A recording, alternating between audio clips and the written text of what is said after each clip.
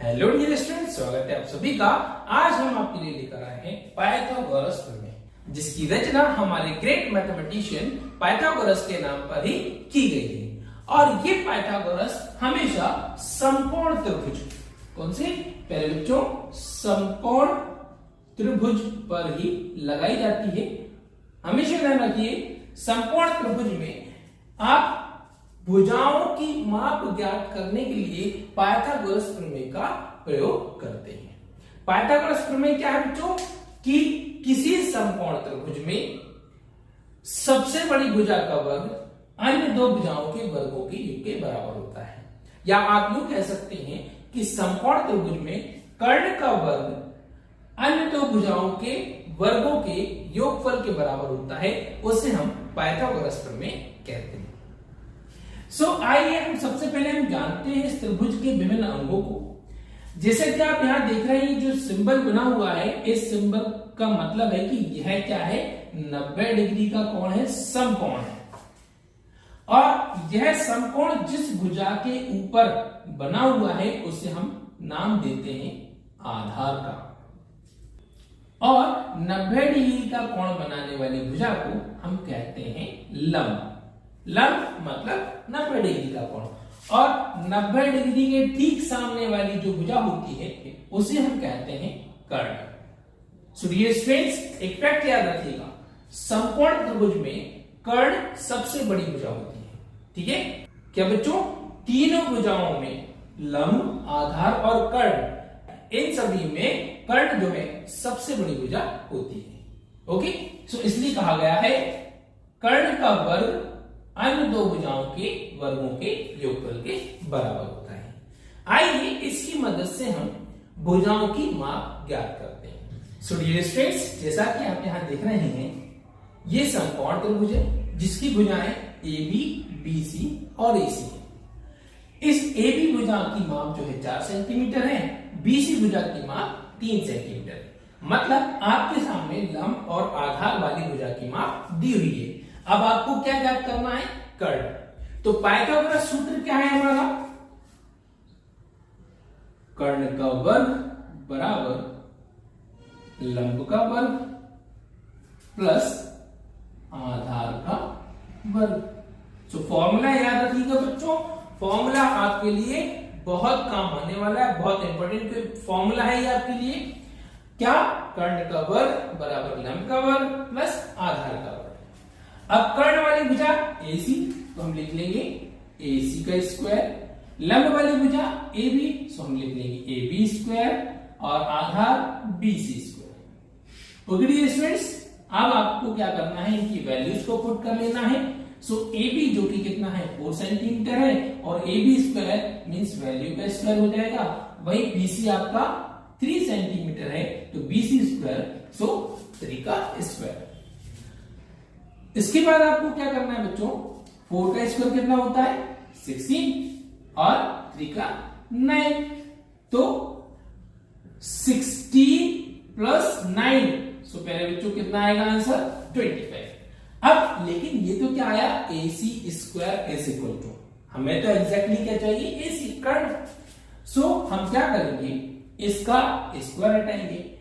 अब क्या होता है, जब हम किसी संख्या का स्क्वायर हटाते हैं तो अदर साइड रूट लगाया जाता है। तो हम AC का स्क्वायर हटाएंगे तो यहां पर रूट लगा देंगे। इट मींस अब आपको 25 का स्क्वायर रूट बताना है, मतलब ये बताना है कि 25 किसका वर्ग है। तो 25 का वर्गमूल होता है बच्चों 5। तो हमारे कर्ण की माप जो हो जाएगी वो कितनी हो जाएगी बच्चों, 5 सेंटीमीटर।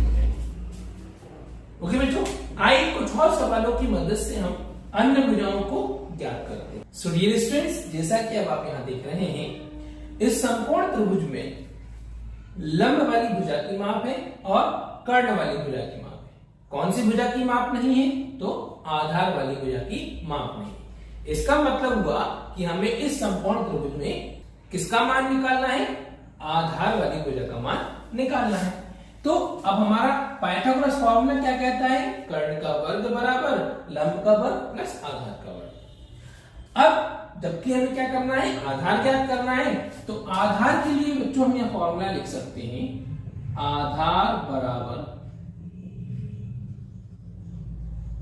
कर्ण का वर्ग माइनस लंब का वर्ग, और इन पर रूट लगा देंगे क्योंकि हमने यहां पर क्या लिखा है, आधार लिखा हुआ है। अब बस इसमें हम मान रख लेते हैं। सो आधार कितना है हमारा बच्चों, BC है, तो आधार की जगह पर BC रूट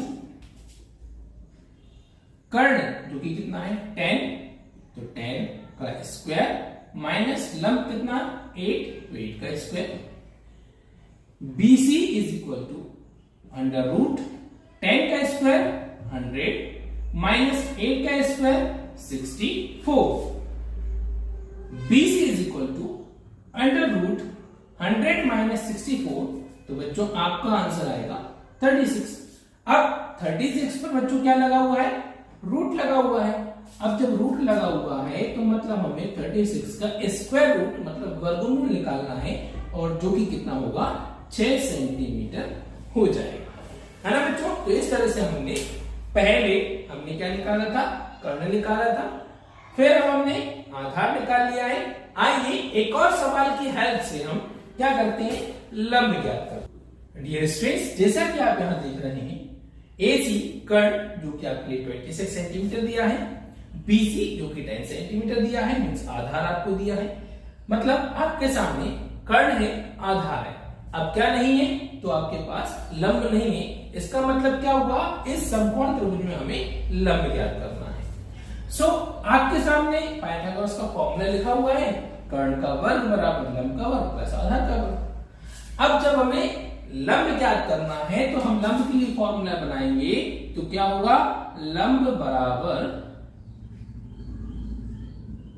कर्ण का वर्ग माइनस आधार का वर्ग।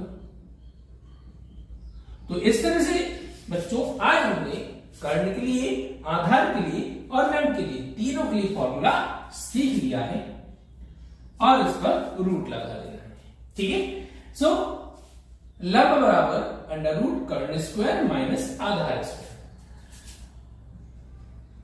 सो बच्चों क्या करना है आपको, लंब बराबर कर्ण रूट लगाएंगे, कर्ण जो कि 26 है, कर्ण का स्क्वायर मतलब 26 का स्क्वायर माइनस आधार कितना है 10 सेंटीमीटर है, आधार का स्क्वायर मतलब इसका स्क्वायर। अब आप पहले क्या करेंगे, इनका बच्चों वर्ग कर लेंगे, अंडर रूट लगा लेते हैं, तो 26 का स्क्वायर कितना होगा बच्चों 676 माइनस 10 का स्क्वायर कितना होगा बच्चों 100। ओके, ये हमने दोनों के वर्ग कर लिए।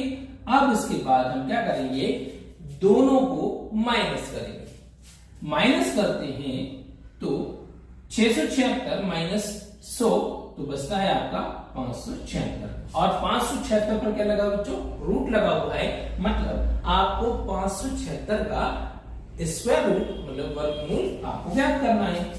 और बच्चों आपको पता ही होगा कि 576 किसका वर्ग होता है, तो वो होता है बच्चों 24 का। तो इस प्रकार से हमारी जो लंब वाली भुजा है उसकी माप जो हो जाएगी 24 सेंटीमीटर हो जाएगी। सो डियर स्टूडेंट्स, इस वीडियो से हमने क्या जाना, पाइथागोरस का फॉर्मूला, और पाइथागोरस का प्रयोग हमेशा समकोण त्रिभुज में होता है, ये हमने इस वीडियो से जाना है।